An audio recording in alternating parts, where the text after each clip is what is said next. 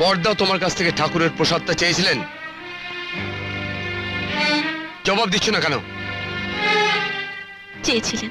আর তুমি এখানে বসে বসে ডাল বাচ্ছিলে? এটা কি এমন জরুরি কাজ যে তুমি বড়দাকে ঠাকুরের প্রসাদটা দিয়ে আসতে পারলে না? আসলে আমি নিয়ে যেতে চাইনি। চাওনি? কেন? ছোটবেলা থেকে শুনে আসছি আমি অপয়া, তাই তাই কেউ কোনো শুভ কাজে বেরোবার সময় আমাকে সামনে আসতে দিত না।